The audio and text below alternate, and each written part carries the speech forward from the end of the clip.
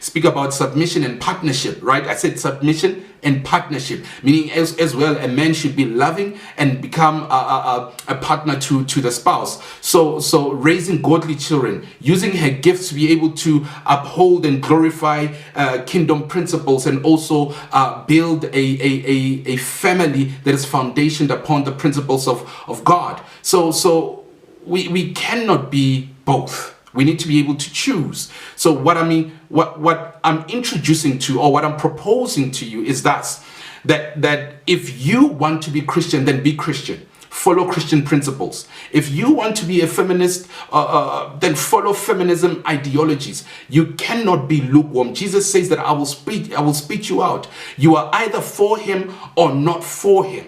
So it's imperative for you to be able to understand that if I want to be able to be Christian, I have to follow Christian principles to the letter. To the letter.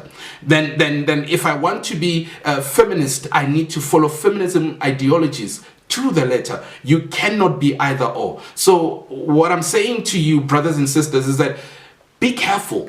Be careful. Don't fall into the trap of the times, understanding the times. I want to understand how things, I want to incorporate how things are in the world, in the church, so that we can be able to draw people into the house of God. It doesn't work like that.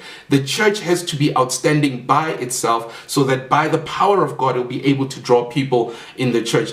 The four waves that I was talking about, firstly, is from the 1800s to 1920s, we see women fighting for legal equality, so especially women's rights to vote, own property, and so forth, right? The second wave we see in 1960s to 1980s, social equality, workspace,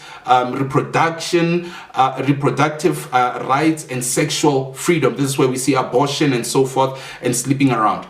The third wave is 1990s to 2010, which is inclusion, focusing on race, identity, gender, stereotypes as well. This is where they introduced the LGBTQIs and so forth. And the fourth one, which is the fourth wave, which is now 2010 until now, there is online activism, speaking against gender-based violence, which is good, inclusivity, which is bad, and LGBTQI and pronouns and so forth, right? So we need to be able to be careful that we don't become a church that is inclusive, that we want feminism in the church. No, we are not supposed to have feminism in the church. We're supposed to have Christian standards within the church. So guys, please